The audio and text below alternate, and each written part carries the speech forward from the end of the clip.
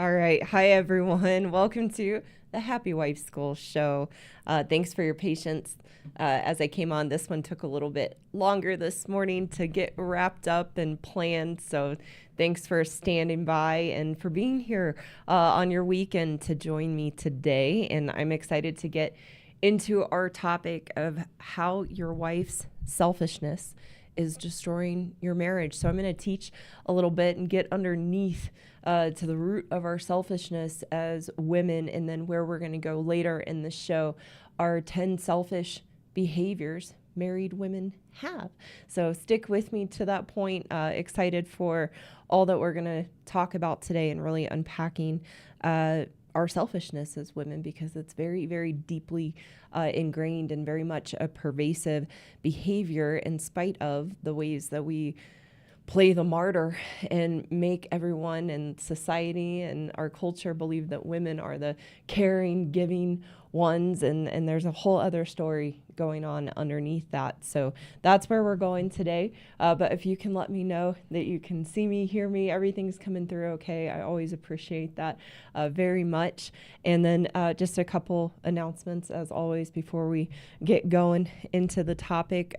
First, I have a summer schedule up under the posts of the YouTube channel. So Adam and I, that's my husband, for those of you who are new, but Adam and I do a bit of camping over the summer. So I'll do about 2 to 3 lives a month, May, June, July, August. So check out that schedule. And on that note, I won't be here next weekend for Memorial Day. Adam and I will be in our favorite town in Colorado called Buena Vista, or Buena Vista, depending on how you like to say it. I never know if I'm quite saying it right or not. But anyway, we'll be there next weekend. Looking forward to it. So I won't be here.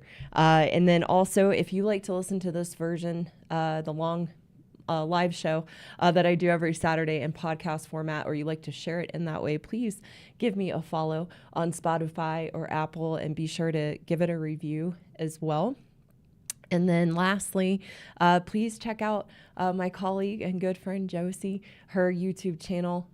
She is the autoimmune expert, and you also know it as Beyond Remission. But if you or someone you know struggles with autoimmune disorders like Hashimoto's or Graves' disease or fibromyalgia, or rheumatoid arthritis, or a chronic illness like ADHD or depression or migraines or chronic pain, you want to go check Josie's channel out. She teaches people to outgrow autoimmune and chronic illness permanently by working on the emotional state as the root cause of our autoimmune diseases and chronic illnesses. So please go give her channel a look, and if you feel drawn to her message, consider subscribing. You can find the link in the description below to go check out Josie, the autoimmune expert. So getting into the topic for today, after I check to make sure you guys can hear me and see me okay. All right. Loud and clear. Awesome. Oh, I like that. See Kelly, Kay's summer tour schedule. Yeah, I like that. All right, guys, thanks so much for joining today. Great to see some familiar names. And hi to Marissa. Thanks for joining. And to all of the women who are joining on the Saturday Live. It's awesome to have you here. And thank you, as always, to Phil and Steve for moderating the chat and kicking the trolls out and keeping the comments under control. So in that vein, before I get started on the topic, I spoke too soon. Keep it nice in the chat. It's okay to disagree. It's okay if you have other beliefs and perspectives on marriage, but please be respectful in how you share that. And if you are here to cause trouble, you'll get the boot. So please make Phil and Steve's job easier to make this a supportive, constructive environment in the chat. And that is very, very appreciated. And then please know I will answer some questions and read some comments at the end of the show. Phil sends those over to me, so make Phil's job easy in that regard. And please put question for Karen throughout the chat, and he will gather those for me, and I'll pick a few to answer at the end of the live stream. So, and also in that regard, if you have a question for me, it maybe say I don't get to it. Sometimes I'm not great on the spot thinking of the perspective and angle I would like to answer a question, or it's out of my wheelhouse and not something I can really speak to, or it's just getting later and I'm not able to answer that question, please know there's a link below to submit a question to me, and you can fill out the question form. So now we're going to get started and how your wife's selfishness is destroying your marriage. And please remember, this channel is for women married to good men and good men married to women. It is not meant for highly dysfunctional or physically abusive relationships or outside the norm of what you could expect in marital issues behind closed doors of your neighbors. So just important to keep that in mind in case you are new listening to me. So the reason I want to talk about our selfishness as women today is I've been doing some more work on my own selfishness. So this is very much like living in camp victim as women.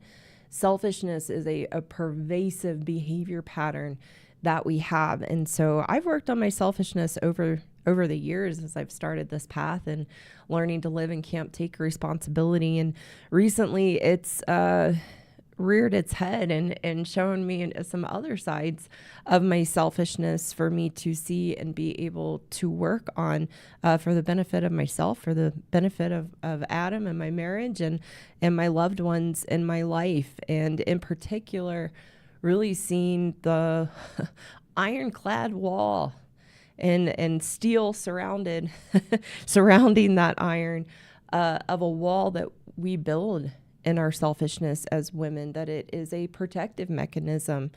I'll go ahead and read that. The definition of selfish is it is a protective mechanism that prevents us from being cared for and loved by others, and also caring and loving for others. And selfish is accomplished by having a universe of one. I'm going to unpack this of selfish being a protective mechanism that prevents us from being cared and loved for by others, and also loving and caring for others. So, as I said, this is something I've been seeing. It's been amazing to me to see how terrifying it feels behind that giant wall of being selfish as a woman, how terrifying it is and how vulnerable it feels to allow myself to truly, genuinely feel the love and care that I have for others, particularly my husband, and to also let that love and care in from others, and particularly my husband. And it's been an interesting connection to make between selfish and that ability to feel loved for and cared for. So that's really the angle of the topic today, and something that I hadn't really put together, and you maybe have not put together, whether you're a woman listening or a good man listening, trying to understand the problems and issues in your marriage. But the reason that we are so selfish is because we are terrified as women of being emotionally hurt by others. We are terrified of being hurt by others, which causes us to live in that universe of one that only includes us. So what that means in understanding selfish as a protection mode is it is a protection to not let anyone into our heart, to care about another person, because it protects us, and that should be in air quotes, protects us from getting hurt. We are terrified that if we care about and love another, that we will be taken advantage of and that we will get hurt. This stems from our behavior as women, our differences of women and good men. This stems from our behavior as women of being pain avoiders. We are terrified to open our hearts and feel through our hurts and heartbreak in life. And so we compress and stuff and avoid and collect all of our hurt and heartbreak, which causes us to not let anyone into our hearts, because we are terrified that if we do, we will get hurt again and we will be heartbroken.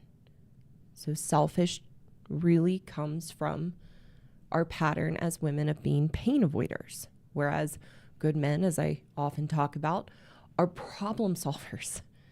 So it doesn't mean they don't get hurt or go through heartbreak in life.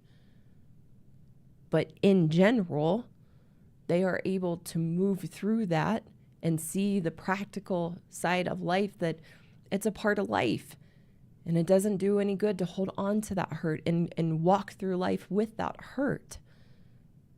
So good men are more easily able to problem solve through that and let that hurt go. And good men, their nature is caring, loving, thoughtful, generous. They thrive on loving and showing their care to others, which is why it's so confusing for good men how much we pull away love in the marriage and push any love and care from our husbands from coming in. What's fascinating in this is that in our selfishness as women and wives, is we perceive our husbands as being uncaring, emotionally unavailable, self-centered, distant, aloof, inconsiderate of our needs and desires and wants. We cannot see the ways that our husband shows his care. We can't see the ways he tries to make us happy. Because living behind that wall that selfish creates, that we use to protect ourselves, we can't let in any care or love. And behind that wall, we perceive our husbands being devoid of all the things we say that we want and need, that we are actually protecting ourselves against. The three protective tenets of selfish are, number one, I don't want to feel anything. Number two, I can't care about anyone. Number three, I can't let anyone into my heart. We're afraid to love and push love away, because if we actually let that in and we actually let someone into our hearts, we would have to feel. We would have to care.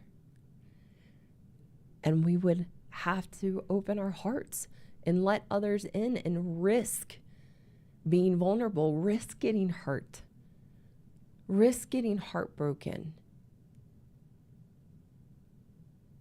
But we won't do that because we're so terrified that if we do, we'll be taken advantage of, we'll be crushed and heartbroken, we'll be abandoned and left alone. Our trust will be betrayed. In doing this, I thought of a woman that I used to work with, who her boyfriend, before she married her husband, cheated on her. And she was so terrified of her husband cheating on her. And that would happen because she held on to that hurt. And so as a result, pushed him away, wouldn't let in the love and care that he so wanted to show her and so tried to show her. And in that, not realizing in her behavior of pushing him away and having that wall, she was pushing him to do the very thing she was afraid of would happen.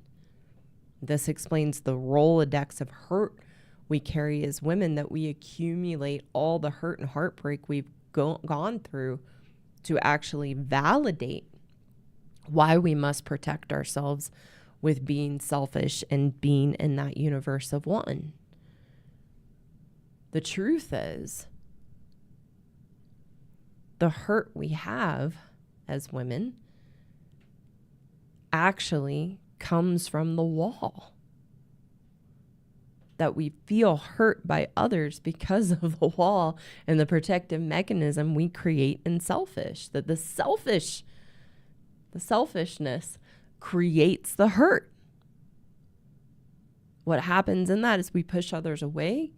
We isolate ourselves. We are incredibly guarded. And then create the internal story that nobody loves me. Nobody wants me. I'm never enough.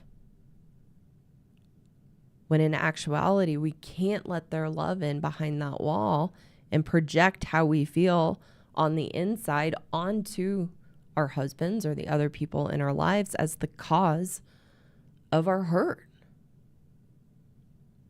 It's where the expression hurt people comes from, and how we behave in our marriages as women, because we are hurting on the inside because of the protection we've built around us and the thick walls we live behind.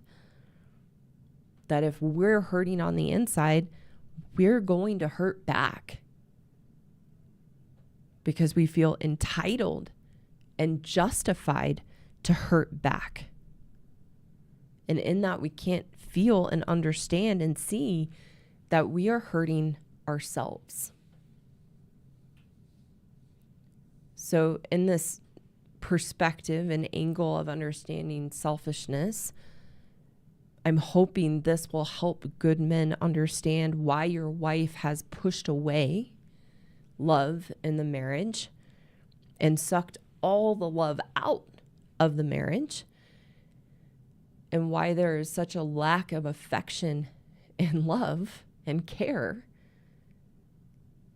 that it's stemming from the selfishness and her inability to let your care and love in, or let that care and love out to you.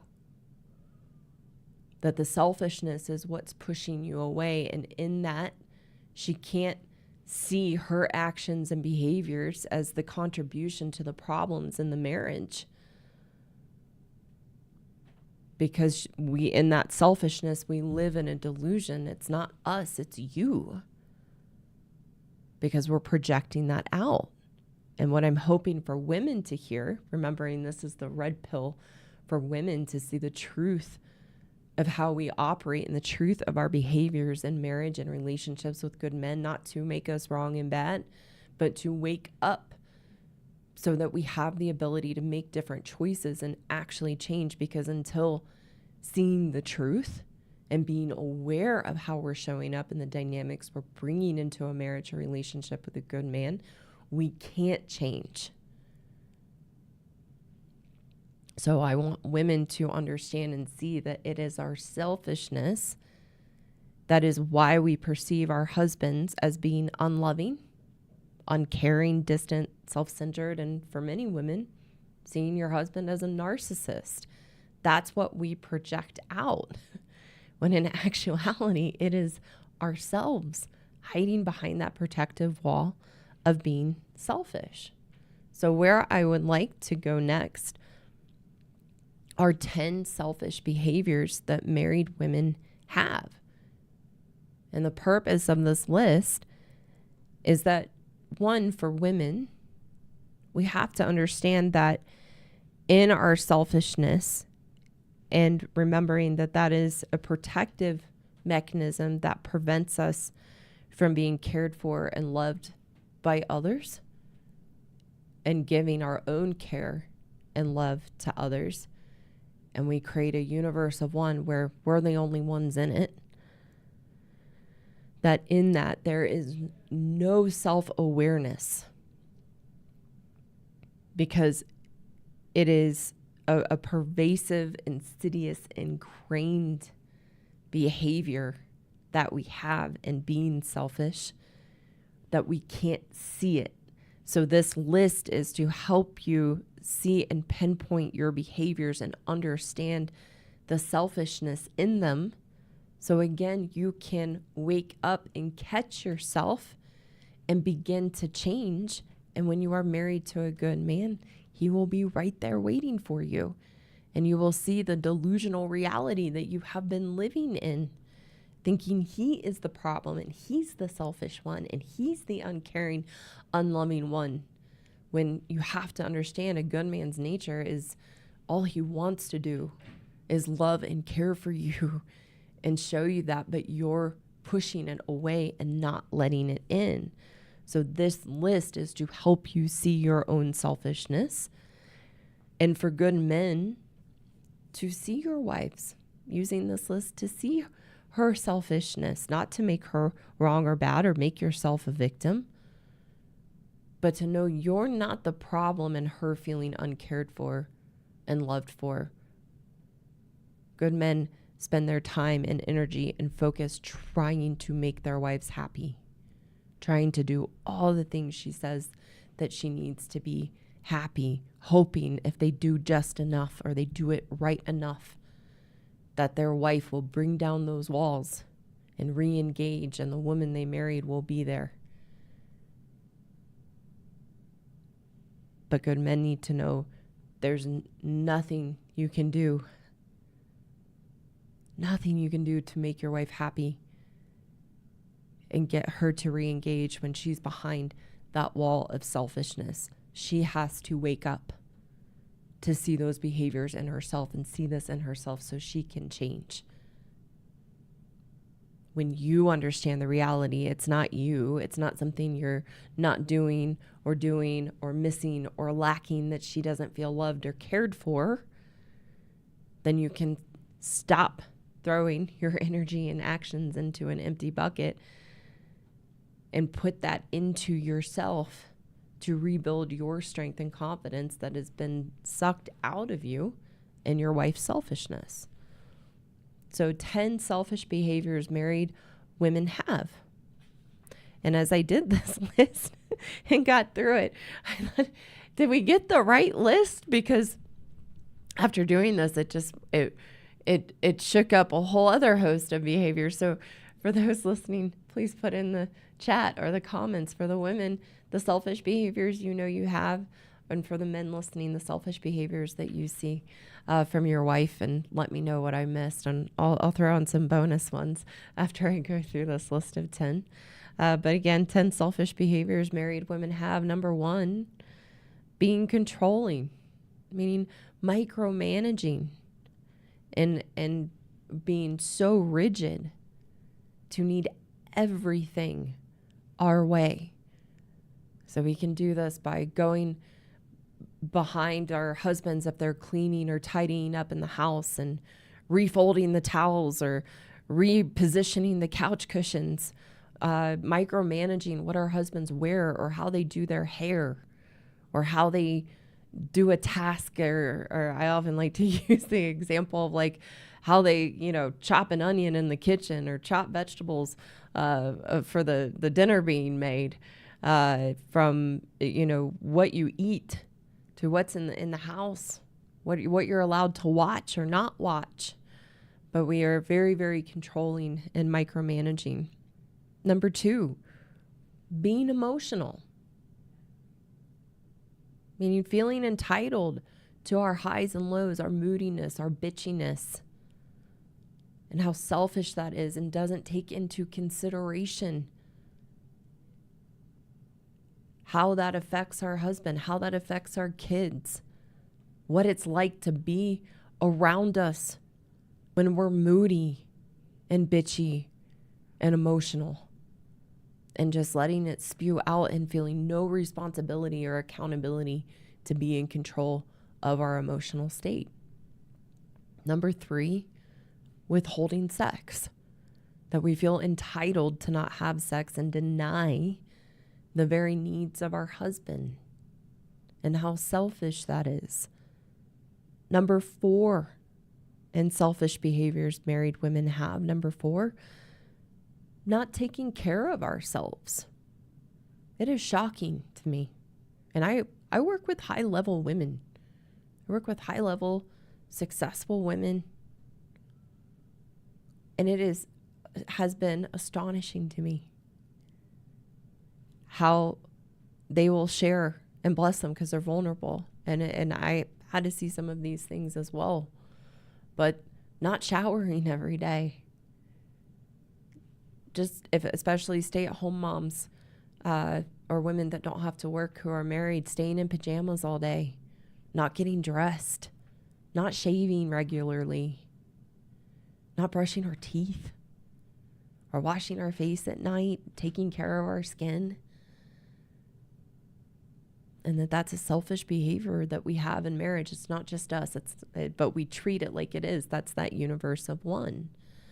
Number 5, I'll have to spend a little time explaining this one. But number 5 of our selfish behaviors we have as married women, putting ourselves last. And you might think, wait, what? Isn't that the act of being selfless? But it's not. And here's why. Because as women, we purposely put ourselves last and run on empty in our lives to play the martyr. To say, look at how much I do. I take care of everyone. No one takes care of me.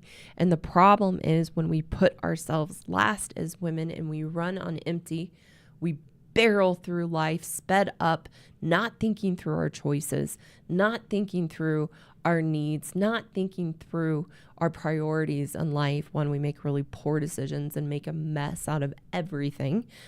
But in that, we drain ourselves. And when we are drained and running on empty, we are not kind. We are short, edgy, bitchy, emotional.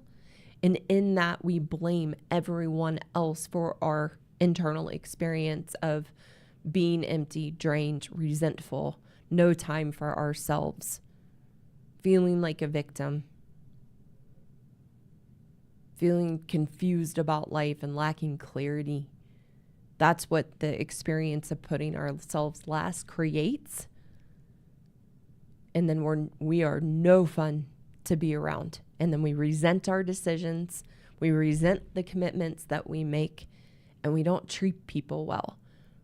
That's why it's very important that we put ourselves first, not in a selfish way, but doing the things to fill our cup and care for ourselves so that we have plenty of us to give and be our best and consider others and actually be able to put others first in a clean, genuine way. Can't happen when we're putting ourselves last and we actually put ourselves last and overcommit ourselves in our lives so that we do run on empty and we don't have anything to give, because then again, we'd have to let care and love in and be caring and loving in our marriage and other relationships. Number 6 of our selfish behaviors as married women, being a helicopter mom and putting everything into the kids so that there is nothing left for our husbands. So women have children as a distraction from their lives, from the marriage, which is incredibly unfair to the children and incredibly unfair to the husband. And then we put everything into it so we don't have to be in the marriage. This also shows up in having pets and treating the dog better than you treat your husband. It also relates to having a lot of friends and putting all your time and energy into your social life and into your friends so there's nothing left to give your husband. And this is why the empty nest years are so difficult as a woman, because we've distracted ourselves with our kids, with friends, and then the kids leave the house and then there's your relationship. And you've been sucking out all the love from it for years and years and years. And then you have to actually face the marriage and your husband. Number 7 of our selfish behaviors as married women, only wanting to do what we want to do. That every choice we make is self-serving and never considering what our husbands might like or want to do. Even if we give the impression we're giving them a choice, we're manipulative and deceptive to get our way. Number 8, moving to be closer to our family. That our needs are more important than everyone else's. I talk to men who have left million-dollar businesses that they have created, left land where they put their roots down and thought that's what their wife would want to make them happy. And not too long ago, I talked with a gentleman who his wife always wanted to live on a ranch on a river, and he built her this beautiful ranch, lived on a river, and then she wanted to move to be closer to family. So in that, our needs are more important than everyone else's. Number 9, having no financial responsibility and feeling entitled to be taken care of financially by our husbands, regardless of our behaviors and how we show up in the marriage. And number 10 of our selfish behaviors as married women, not valuing the opinion of our husband and letting our husband lead. That we wear the pants and what we say goes. That's incredibly selfish, because we can't realize as women that how a man shows his care and love is through leading and being in his natural ability to lead. And we pull that away from them and weaken them to the point where they can't lead. So those are the 10 selfish behaviors married women have. And like I said in the beginning, I thought of a lot more after I came up with that list of 10. So I hope I came up with the right ones. But some that I thought of were never taking accountability for our actions and behaviors and always blaming and making our husbands the problem. Very selfish. Not acknowledging and seeing the ways that our husbands care for us and all that they do. A man shared with me in my men's course that he had cleaned, his wife was getting the baby down, and he had made dinner that night after a 10-hour workday, made dinner, cleaned up the kitchen, cleaned up the messes that she hadn't cleaned up during the day, and got everything tidied and put away. And then he wanted to decompress, so he was looking through his phone at some comics that he enjoys. And his wife came out of the room, and instead of recognizing what he had done to put things away and make the house nice and pick up the slack for her during the day, she got upset and turned into the ice queen because he was on his phone decompressing. So that's another way that we are selfish. Always being on our phone and disconnected and checked out when we're supposed to be spending quality time with our husbands. Those are a few extra. I think there were a couple other, but I didn't write them down. But please let me know what I missed. We got a lot. So now I'd like to get into the solution. And the solution for women is really, I need to take a quick sip of water. The solution for women is that you have to decide that you don't want to be this type of woman. That's a decision I had to make. And because we distract ourselves and play the martyr and pretend to be caring and giving and all that we do, and society enables us in that, therapy enables in that, us in that women are the ones doing everything and they're expected to work and keep up the home and then keep up their appearance, and look at all the burdens and pressure that are put on women. We create the story that we are not selfish. It's like I said, society feeds it and enables it. But we have to look, what are our motives and intentions underneath those behaviors and how selfish they are, and wake up to our selfishness. So you have to decide, I don't want to be this. And that's what I had to see. And why I was saying we create the stories, I had a big story and a big facade that I was really nice and sweet and always doing everything for everyone else and always doing what other people wanted to do. But in that, I was really, really selfish. And I couldn't let in care and love.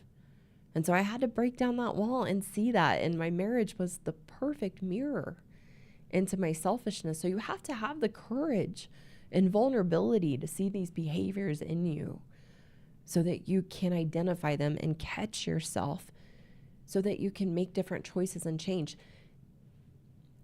That's how we change. And that was a groundbreaking concept to me, that to actually change a behavior, I'll use selfish because we're talking about selfish today. To actually change a behavior, we have to see that we are it. I had to see selfish is who I am, not I do that,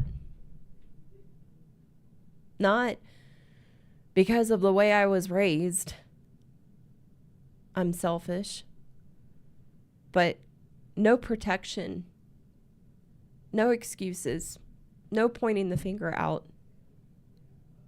I am selfish. You have to take responsibility that the behavior is you so you can change it. It's kind of counterintuitive. You think, oh, I'll beat myself up, I'll make myself wrong and bad. But what actually happens when I see that is me is that I can actually accept myself. That's why I share about my stumbles and who I've been and the behaviors and, the behaviors. The behaviors I've had to take responsibility for in myself and see in myself. That's why I share my own journey. Because I accept myself in it. I don't make myself wrong and bad. It's why I can laugh most of the time when I see a mean comment about me in the videos. It's because I've owned that about myself. It's like when people poke fun at my weight or how I look, I've accepted myself and who I am in my journey. So it doesn't bother me. Doesn't upset me. Because I've accepted myself in that, and in that I'm able to change. It wasn't until I accepted myself as selfish that I could begin to change it. And now I'm just pulling back deeper layers of it because that's where my journey has now taken and evolved to. So when we deny and push who we are and our behaviors away or point the finger out and blame others for those behaviors, we can't change them. It's only when I accept, oh, that is me, that then I open up my self-awareness to be able to see those behaviors as me without blame and then actually change. That's how it works. So that's really the solution, and understanding that selfish is as insidious and ingrained into how we operate in relationships as women. And we hide under the story that we're the giving, nurturing ones, and we're doing and doing and doing for everyone else. But that's the facade. That's part of the protection. So if you can see yourself in any one of the 10 selfish behaviors we have as women, then you can know yourself as selfish. And that we have this behavior on a spectrum. On one end of the spectrum, we believe we're self-righteous and the martyr, and that we're always putting everyone else before our own needs. And on the other end, we know we're really selfish, but it kind of don't care. And this is just who I am and feel entitled. So once you can see that yourself on that spectrum as selfish, that's how you can begin to catch yourself in those behaviors and let your wall down to care, genuinely care, and genuinely love others without expecting or needing anything back in return. And then you'll be able to see the love and care that your husband has for you and all the ways he does love and care for you. The solution for men is this is another angle today of the different ways I like to talk about to see that you're not the problem. and not in a way of making yourself a victim to your wife, but retiring from all the ways you try to make her happy and try to do enough and be enough so that you're no longer the problem in her eyes, that's where you get trapped, and that's what weakens you. And a good man's responsibility in that is to see those weaknesses in yourself so that you can take your power back and no longer give that to your wife of believing in the gaslighting and in her blaming of you that you are the problem, because that's where you become very weak as a good man. So you have to see the reality and see how your wife is operating that makes it impossible for you to be enough in her eyes. So again, you take that energy and put it into yourself to be strong and confident in the best that you can be. And whether your wife comes along with you in that or not is her choice. So, if you are a woman or a man listening and you would like a roadmap to these changes in yourself, please see the links to my happiness program for women in the description below, and what I call the marriage rescue course for good men only in the description below. That it's not a save your marriage course, it's a rescue yourself to see the reality of what's happening in your marriage so your wife no longer has the power and control to weaken you and zap you of your confidence. And the happiness course for women is to learn to have a healthy relationship with yourself and care for and love yourself so that you can reciprocate that in your marriage and take your walls down. So again, you can find the description or the links in the description below to those courses and apply for them. And that's the show today. So thank you so much for joining me. Please consider liking this video, subscribing, sharing it with anyone you know it could be helpful to. And I am going to head over to the chat and to the questions Phil is going to send to me and see what's there to dive into. And just a reminder, in case you joined late, there is a new summer schedule because I'll be camping and away with Adam a couple weekends each month of the summer. So if you go under the posts on the channel, you'll see the schedule there, and there will be no live show next weekend for Memorial Day. So, all right, let's take a look over here. Like that. Yep. Phil, last call for questions. Jason, yes, I am coming up on 200,000. We should be there by the end of summer. Johnny Good slept in. Good for you. Happy Saturday. No need to apologize. Thank you, Salty Combat Diver. Great to see you on, and thanks for your kind words. Have an amazing show. Holly Austin's with us. She's a regular on the channel and so courageous and brave to look at herself. Holly, I just always appreciate your comments and seeing the ways you're growing and learning in your marriage. So thank you for being a brave woman and showing everyone, yes, there are women out there who want to change and want to look at these things in ourselves. All right, let's see. Yeah. All right.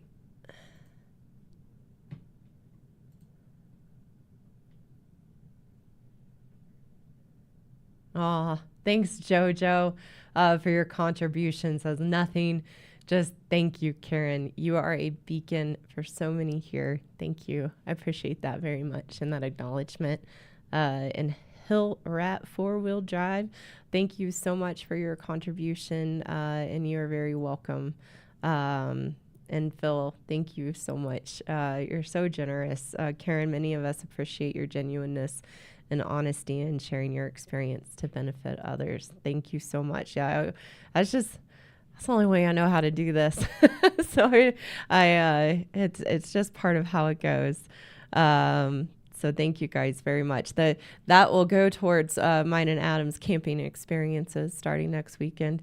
We're at a campground that is just beautiful and has a view of the Collegiate Peaks over there near Buena Vista in Salida, Colorado. And the spot we're in is a little different than the spot we usually get. That's a little more protected. But here in Colorado, especially this time of year, the wind is crazy. And the spot we're in, albeit beautiful, beautiful views, is in a spot where we're going to really have to watch our stuff because it could blow away. So it'll be an adventure. And we might need to go into town and grab lunch. So your contributions help us do things like that and have a little bit of extra fun. So thank you guys. I'm going to head over and select a few questions to answer. Let's see. Thank you, Phil. Awesome. All right. Oh, that's awesome. Backwoods Lawn Care.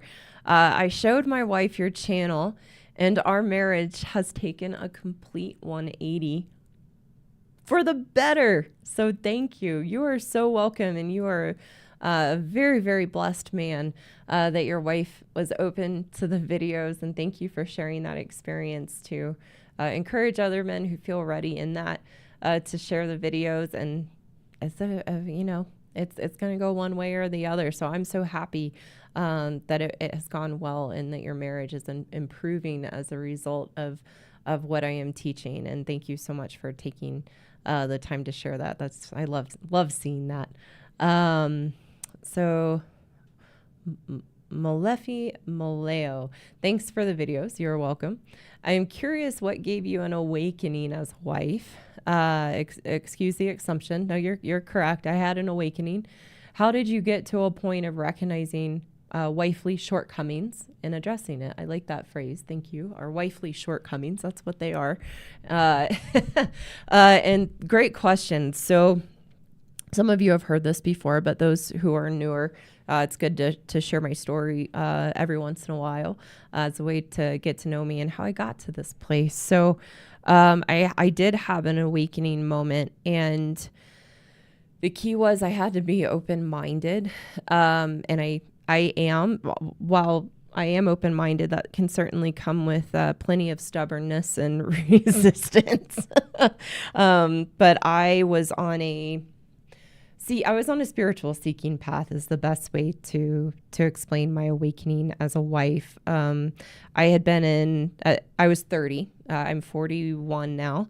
I was 30 years old and very newly married. I'd only been married to my husband for 6 months.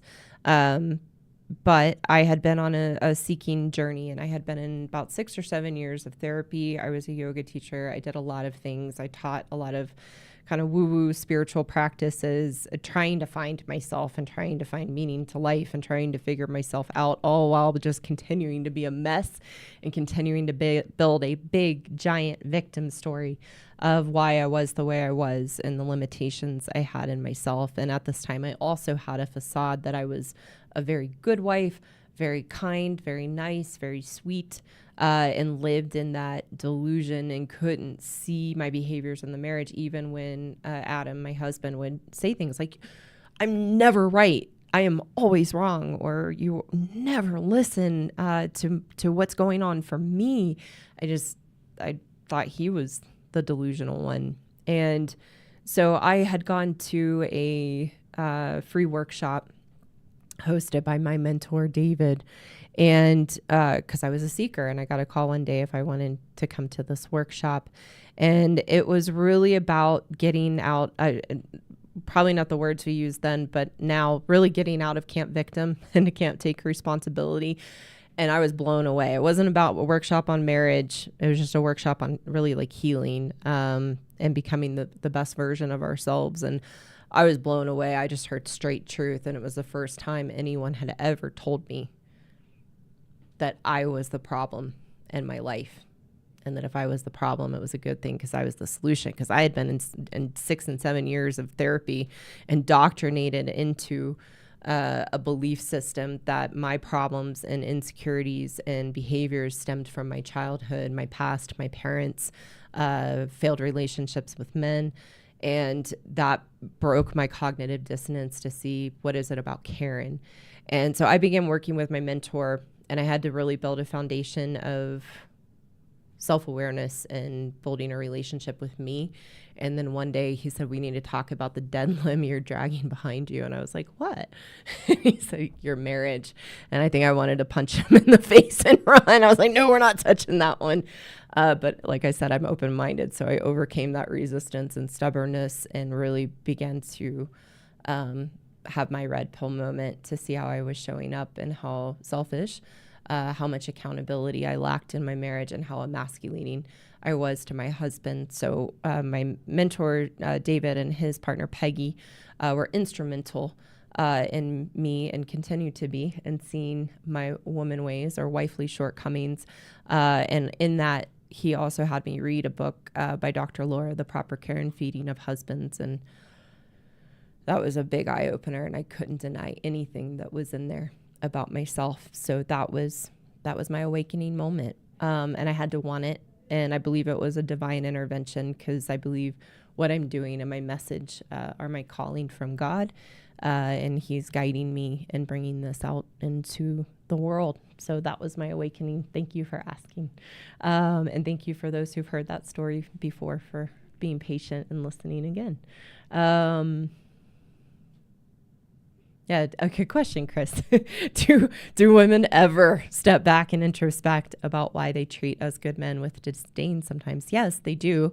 They have to be open-minded and want to see themselves. And I've worked with women reach out to me all the time whose husbands have shared my videos, and women who and want to go through my courses, and like, this resonates. I see myself. I couldn't see it before. They have to have an awakening moment. And then other women will send me emails, very upset with me about what their husband shared. Or sometimes I even get emails and messages from counselors, marriage counselors, of, I'm very concerned. I have a client, with all the stories. So yes, there are women who step back and introspect. They're on some of them are on with us today. But we have to be open-minded, and we have to want to see ourselves, and we have to have somebody hold up the mirror. Otherwise, we don't have anything to crack our cognitive dissonance of how we think our husbands are the problem. So we have to have a wake-up moment. We have to have a what I call a red pill moment. Yeah. Oh, good for you, David. Thank you so much for sharing. I've decided to work on myself. Good for you. That's what we have control over. And it has been a world of difference in my life. Kudos. Awesome. Keep going. And welcome. I'm glad you caught your first live show. So happy to have you here. And thank you for sharing your experience. I don't know what that means. Yeah, great. Thank you, Dr. Soyimi Damilaire. I'm so sorry. I don't know how to pronounce that. How many women that you have interacted with admitted to these points you have been making? The women I meet with admit to these points because that's why they reach out to me. So I've been working with women in this way for 10 years, a little over 10 years now. And I am selective in who I work with, because I can't help a woman who doesn't see these things in herself. So I attract women who hear my message, hear my story, and are like, oh my God, that is me.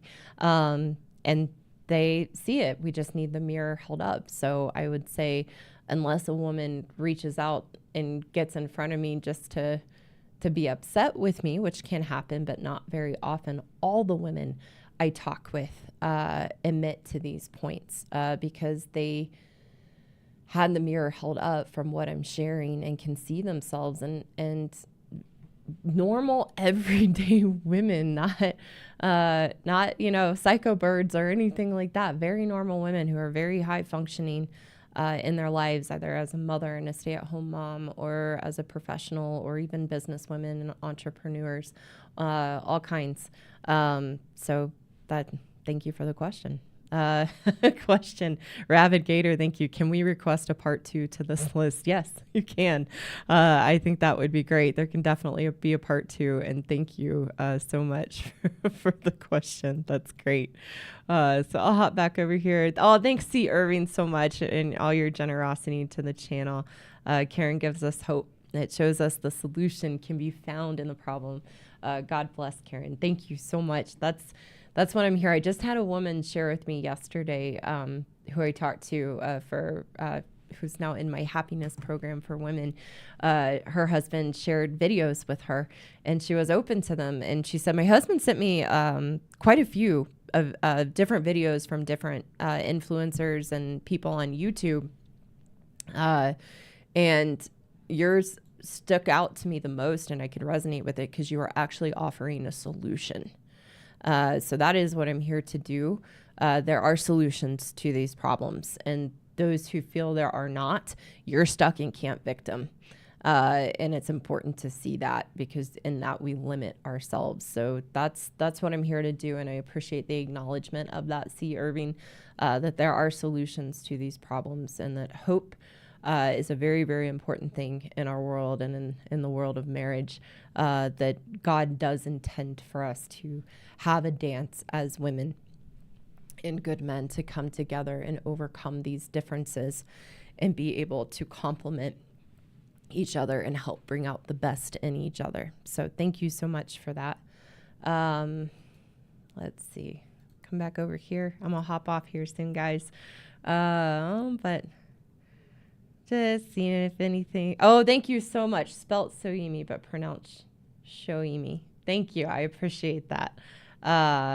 Thanks, Nomadic Crier. I absolutely love your content. You are healing marriages. Awesome. Thank you. Thank you. Damalair. Awesome. Thank you so much for giving me the pronunciation on that. I appreciate that. All right, guys. Thank you, Phil. Great show today. Anthony Navarro, this is the way. Appreciate that so much. Thank you guys for being here. And your participation in the chat. Always great to see familiar names. I would say faces, but I don't get to see faces unless you have that in your profile pic, and that's nice too. But I hope you guys have a safe and great weekend. For those here in the States, have a nice Memorial Day. I hope it's nice weather-wise where you are, and get outside and enjoy the day. And thank you so much to all of our veterans and for serving for our country, and not forget what Memorial Day is all about. So thank you guys very, very, very much for supporting the message, and God bless. And